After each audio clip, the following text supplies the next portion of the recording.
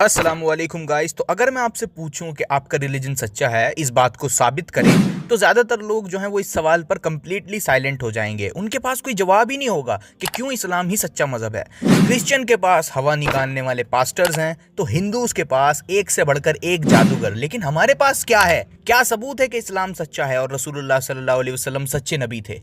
तो आज मैं आपको 10 क्लियर प्रूफ्स दूंगा जिससे ये बात साबित होगी कि इस्लाम ही हक है, इस्लाम ही ट्रू रिलीजन है। तो कुरान के चैप्टर नंबर 41 वर्स नंबर 11 में अल्लाह सुब्हानहू व तआला ज़मीन और आसमान की क्रिएशन डिस्कस कर रहे होते हैं। और क्रिएशन डिस्कस करते करते अल्लाह सुब्हानहू व तआला कुरान में कहते हैं, फिर अल्लाह ने आसमान की तरफ ध्यान दिया और वो धुआं था। तो यह आयत हमको बताती है कि एक टाइम हमारे इस यूनिवर्स की क्रिएशन में ऐसा आ चुका है जिस वक्त ये धुआं था। और आज की मॉडर्न साइंटिफिक डिस्कवरीज ने यह बात को प्रूव किया है कि एक टाइम पर हमारा ये पूरा सोलर सिस्टम स्मोक था, जिसको कॉस्मिक डस्ट कहा जाता है। लेकिन ये ज्यादा स्मोक की तरह था। साइंटिफिक आर्टिकल में भी स्मोक वर्ड ही यूज होता है। उसके बाद ये कॉस्मिक डस्ट और स्मोक आपस में मिलकर बहुत बड़े हो गए और इस तरह से हमारा पूरा सोलर सिस्टम फॉर्म हुआ। Clip of scientist. Into a creator. We believe that our own solar system was a cloud sitting there in space, more or less minding its own business, when a supernova shockwave struck the cloud and had it collapse down and form a new star system. तो 1400 साल पहले मोहम्मद सल्लल्लाहु अलैहि वसल्लम को इस चीज के बारे में किसने बताया? मे बी ये एक इत्तेफाक हो, लेकिन अभी तो शुरुआत है। रसूलुल्लाह सल्लल्लाहु अलैहि वसल्लम ने आज से 1400 साल पहले एक बात हमको बताई थी, जो कि सही अल बुखारी 1036 नंबर हदीस में कुछ इस तरह आई है कि क़यामत जब तक नहीं आएगी जब तक जलजले अर्थक्वेक्स फ्रीक्वेंट ना हो जाएं, यानी ज़्यादा आम ना हो जाएं, यानी क़यामत से पहले जलजलों की फ्रीक्वेंसी बढ़ जाएगी। और आप कुछ डाटाज देख सकते हैं, ओवरऑल अर्थक्वेक्स की तादाद बढ़ती ही जा रही है।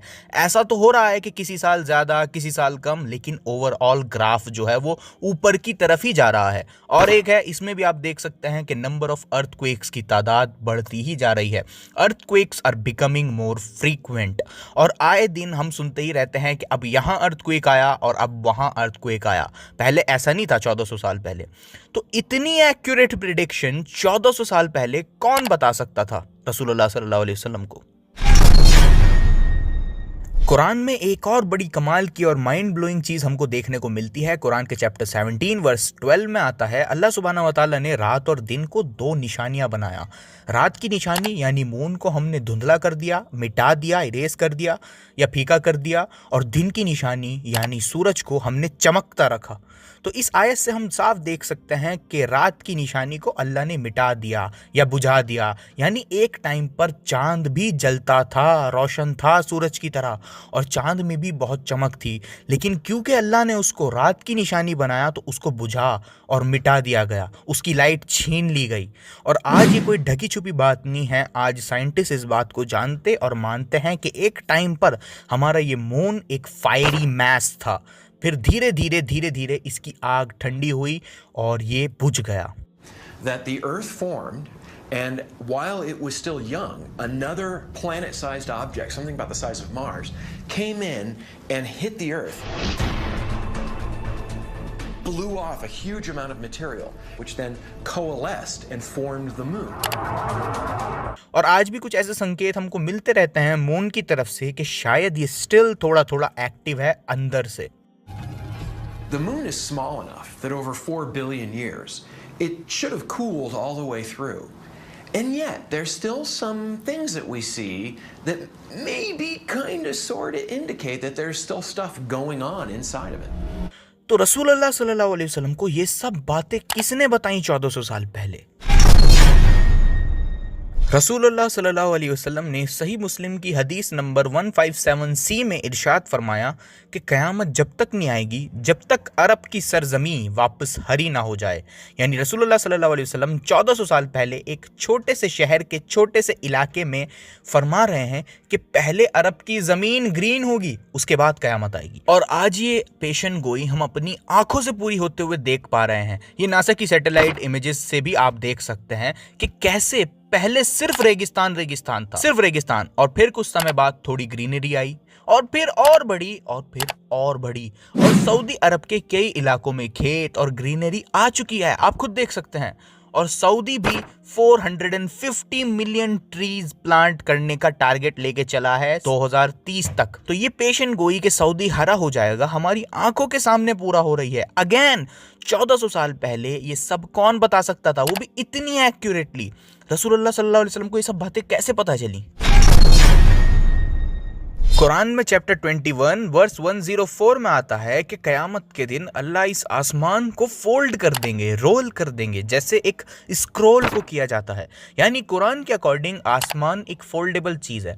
अच्छा, कुछ लोगों के मन में ये सवाल आएगा कि कुछ देर पहले तक तो मैंने बताया था कि आसमान धुआं था, तो अब ये फोल्डेबल कैसे हो गया? तो जिन लोगों के मन में ये क्वेश्चन आया है उनको बता दूं, अरबिक लैंग्वेज में वर्ड समा का मीनिंग आसमान होता है और ये वर्ड समा हर ऊंची चीज़ के लिए यूज़ किया जा सकता है। यानी कोई भी ऊंची चीज़ जो ऊंचाई पर हो, अरबिक लैंग्वेज में उसको समा कहा जा सकता है।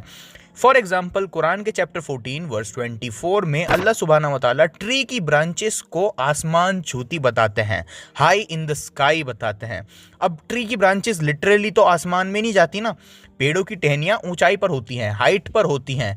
तो यहाँ पर भी हम देख सकते हैं कि पेड़ों की टहनियों की ऊंचाई के लिए आसमान शब्द आया है कुरान में। और उसी तरह कुरान में चैप्टर 2 वर्स 164 में अल्लाह सुब्हानहू व तआला बताते हैं बारिश आसमान से आती है। तो क्लियरली इस आयत में भी समा वर्ड बादलों के लिए यूज किया गया है।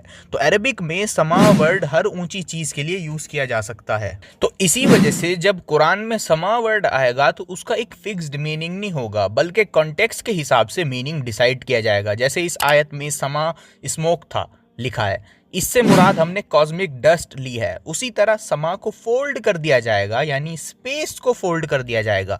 और आज की मॉडर्न साइंटिफिक डिस्कवरीज ने इस बात को प्रूव किया है कि आसमान यानी ये स्पेस एक फोल्डेबल चीज़ है। जिस स्पेस को हम खाली जगह सोचते हैं ये एक्चुअल में एक रियल थिंग है। स्पेस के अंदर ग्रेविटेशनल वेव्स भी डिटेक्ट हो चुकी हैं। तो ये स्पेस कोई खाली जगह नहीं है, ये एक रियल थिंग है। और इस स्पेस टाइम को फोल्ड किया जा सकता है, बेंड किया जा सकता है, ट्विस्ट किया जा सकता है। Clip lives. In fact, space is so real it can bend. Space can twist. And it can ripple. So real. तो कुरान ने 1400 साल पहले हमको बताया था कि स्पेस फोल्ड किया जा सकता है, जिसको साइंटिस्ट ने रिसेंटली ही डिस्कवर किया है। तो ये सब बातें कौन रसूलुल्लाह को बता रहा था रेगिस्तानों में? रसूलुल्लाह सल्लल्लाहु अलैहि वसल्लम ने कई सही हदीसों में फरमाया है कि एक दिन इस्लाम हर उस जगह पहुंचेगा जहां रात और दिन पहुंचती है। यानी ये रिलीजन दुनिया में हर जगह पहुंच के रहेगा। आज आप देखो, ये पेशेंट गोई भी आपकी आंखों के सामने पूरी हो रही है। आज न्यूज़ चैनल्स, मोबाइल, टेलीविजन के जरिए इस्लाम हर जगह पहुंच रहा है और पहुंचता रहेगा। और 2080-90 तक इस्लाम दुनिया का सबसे बड़ा रिलीजन भी बन जाएगा, ऐसी भी प्रेडिक्शंस करी गई हैं।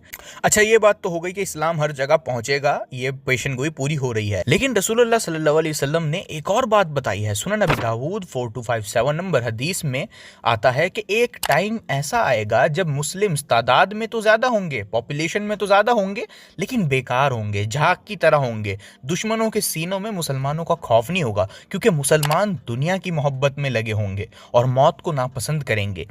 हूबहू वही हो रहा है जो रसूलुल्लाह ने 1400 साल पहले बताया था। इस्लाम हर जगह पहुंच रहा है, ये बात साबित हुई। मुसलमानों की तादाद ज्यादा होगी, उसके बावजूद भी बेकार होंगे, कमजोर होंगे, ये बात भी करेक्ट है। अब कौन सोच सकता है कि ये सब बातें एक ऐसे शख्स ने हमको बताई हैं जो कि रेगिस्तान में रहता था और जिस समय मुसलमानों की तादाद भी मुट्ठी भर थी, और 1400 साल पहले ये सब बताया गया है। और सुने, अभी खत्म नहीं हुआ। रसूलुल्लाह सल्लल्लाहु अलैहि वसल्लम ने ये भी फरमाया है सही मुस्लिम 146 नंबर हदीस में कि एक दिन इस्लाम स्ट्रेंज हो जाएगा। मतलब अगर आप लोगों को इस्लाम जाके बताओगे तो वो लोग कहेंगे भाई ये क्या बात कर रहे हो, ऐसा तो हमने कभी नहीं सुना। इस्लाम स्ट्रेंज हो जाएगा, ऐसा जैसे ये शुरू हुआ था। रसूलुल्लाह सल्लल्लाहु अलैहि वसल्लम ने फरमाया कि इस्लाम हर जगह जाएगा, वो हो रहा है, हम सब देख सकते हैं। मुसलमानों की तादाद ज़्यादा होगी लेकिन बेकार होंगे, वो भी हो रहा है, ये भी हमारी आंखों के सामने हम देख सकते हैं। अब एक टाइम इसके बाद ऐसा आना है जब लोग इस्लाम को सुन के उसको स्ट्रेंज समझा करेंगे।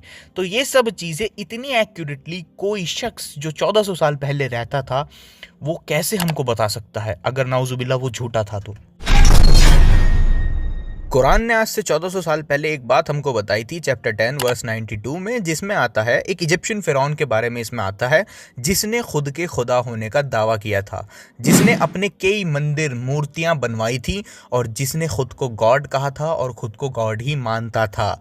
उस इजिप्शियन फिरौन के बारे में कुरान में आता है कि अल्लाह ने उस फिरौन को डुबा कर मार दिया, लेकिन अल्लाह ताला फरमाते हैं हम उसकी बॉडी को बचा लेंगे ताकि वो फ्यूचर जनरेशन्स के लिए एक निशानी बनी रहे। रामसेस द सेकंड की लाश यानी फिरौन की लाश 1881 सीई में डिस्कवर हुई और इसकी ये माइंड ब्लोइंग प्रिजर्वेशन देखकर हर कोई हैरान था। ये उन इजिप्शियन फेरोज में से था जिनकी बॉडी लार्जली इंटैक्ट थी। सर टोनी रॉबिन्सन की क्लिप सुने। Just across the river from Luxor lies the famous Valley of the Kings, where Ramesses himself was buried. His mummy was discovered in 1881.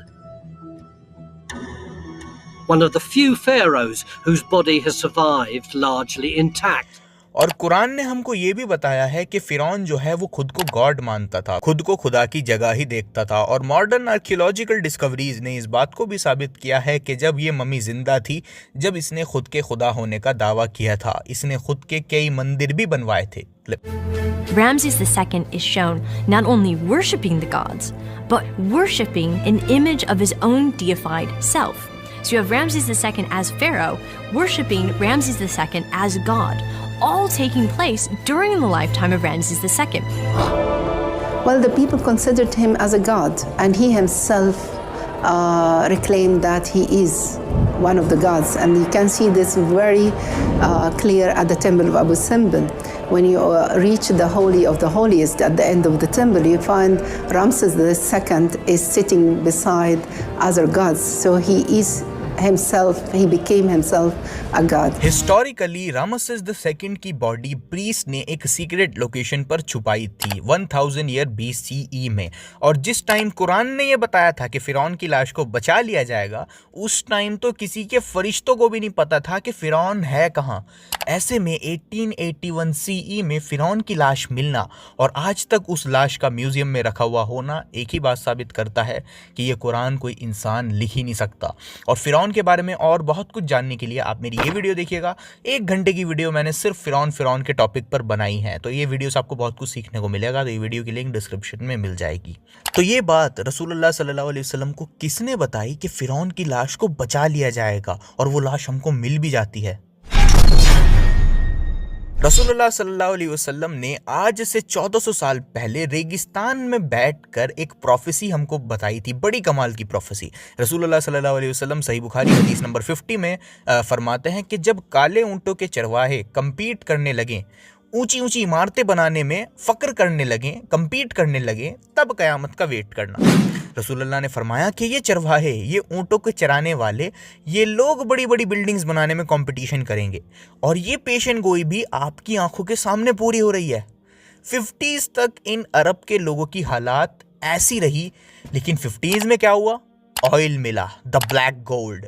फिर तो आप सब लोग जानते ही हैं कि क्या हुआ। फिर इन्हीं ऊंटों के चरवाहों ने ऊंची ऊंची इमारतें बनाना शुरू कर दिया, एक दूसरे से कंपटीशन शुरू कर दिया। दुनिया की सबसे ऊंची बिल्डिंग दुबई में है, बुर्ज खलीफा, और अब एक जेद्दा टावर बन रहा है सऊदी में जो बुर्ज खलीफा से भी ऊंचा होगा, और एक और प्रोजेक्ट है जो कि 2 किलोमीटर लंबा होगा। तो एक कांस्टेंट कंपटीशन चल रहा है। तो ये बात कौन 1400 साल पहले सोच सकता था? जहां ये लोग ऊंटों को चराया करते थे, आज वहीं पर ऊंची ऊंची इमारतें बनी हुई हैं।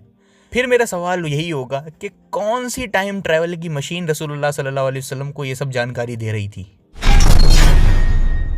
अच्छा, कुछ लोग आज भी और आज से 2-3 साल पहले तक भी कुरान की चैप्टर 16 वर्स 15 का मजाक बनाते थे और कहते थे कि कुरान में तो लिखा है कि माउंटेन्स अर्थक्वेक्स को प्रिवेंट कर सकते हैं, यानी माउंटेन्स की वजह से अर्थक्वेक्स का इम्पैक्ट कम हो सकता है। कुरान में ऐसा लिखा है उनके अकॉर्डिंग। तो इस्लाम के दुश्मन कहते हैं कि कुरान अनसाइंटिफिक है क्योंकि माउंटेन्स अर्थक्वेक्स को प्रिवेंट नहीं कर सकते हैं। Clip. Mountains prevent earthquakes, and the Quran even claims that these mountain things prevent earthquakes. That's why they are planted into the earth. Now I get it. If you honestly Google for such a claim, you only find Islamic or pro-Islamic sources. देखा कैसे इस्लाम का दुश्मन कुछ समय पहले तक इस बात पर कुरान का मजाक बना रहा था, लेकिन आज अल्हम्दुलिल्लाह कई आर्टिकल्स और जियोलॉजिस्ट के पीयर रिव्यूड पेपर अवेलेबल हैं जिसमें इस बात को बताया गया है कि एक्चुअली माउंटेन्स अर्थक्वेक को प्रिवेंट कर सकते हैं और माउंटेन्स अर्थक्वेक्स को दूसरी जगह पर भी भेज सकते हैं, जिससे उनकी पावर और बढ़ सकती है और माउंटेन्स अर्थक्वेक की पावर को, उसके इम्पैक्ट को कम भी कर सकते हैं। तो माउंटेन्स अर्थक्वेक्स के इम्पैक्ट को कम भी कर सकते हैं और बढ़ा भी सकते हैं। और इस आयत की और भी मल्टीपल इंटरप्रिटेशंस हैं, सिर्फ यही नहीं है। लेकिन जिस आयत का ये लोग मजाक बना रहे थे, आज हम उन लोगों का मजाक बना रहे हैं। तो 1400 साल पहले ये बात रसूलुल्लाह सल्लल्लाहु अलैहि वसल्लम को कौन बता सकता था कि माउंटेन्स जो हैं वो अर्थक्वेक को प्रिवेंट कर सकते हैं। रसूलुल्लाह सल्लल्लाहु अलैहि वसल्लम की एक हदीस है, सही मुस्लिम 2646। इसमें आता है जब बच्चा माँ के पेट में होता है तो वो पहले एक ड्रॉप ऑफ सीमेन होता है, फिर वो क्लॉट ऑफ ब्लड होता है, फिर वो लंप ऑफ फ्लैश बनता है एंड उसके बाद मेल एंड फीमेल बनता है। तो इस हदीस का इस्लाम के दुश्मन आज भी मजाक बनाते हैं और कहते हैं कि बच्चा मेल बनेगा या फीमेल बनेगा, ये चीज़ तो इस स्टेज से ही तय होती है जब सिर्फ स्पर्म होता है, तभी से ये तय होता है कि बच्चा मेल बनेगा या फीमेल बनेगा। लेकिन उन इस्लाम के दुश्मनों को ये चीज़ नहीं पता कि इस हदीस में रसूलुल्लाह सल्लल्लाहु अलैहि वसल्लम एम्ब्रियो की फाइनल शेप की बात कर रहे हैं। फाइनल शेप यानी इस हदीस के अकॉर्डिंग एम्ब्रियो को उसकी फाइनल शेप कई स्टेजेस के बाद मिलती है और ये चीज़ आज साइंटिफिकली हमको पता है। ये रिसर्च पेपर आपके सामने है, genetic mechanism of sex determination. इसमें साफ साफ बताया है 7th वीक से पहले एम्ब्रियो जो है वो इनडिफरेंट होता है, यानी 7वें हफ्ते से पहले एक एम्ब्रियो ना तो मेल की तरह दिखता है और ना ही फीमेल की तरह दिखता है। 7th वीक के बाद सेक्सुअल डिफरेंस शुरू होता है। तो जैसा कि इस हदीस में बताया गया कि एक एम्ब्रियो को उसकी फाइनल शेप बाद में मिलती है, आज मॉडर्न साइंस भी वही कहती है। Clip. Your baby's sex is set at conception. At around 7 weeks, your baby's internal sex organs, such as ovaries and testes, begin to form in the abdomen. Male and female sex organs and genitalia look the same at this stage because they're derived from the same structures.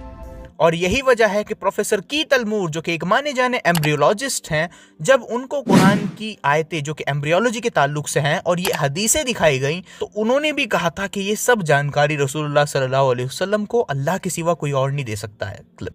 Descriptions of the human embryo in the Quran cannot be based on scientific knowledge in the 7th century.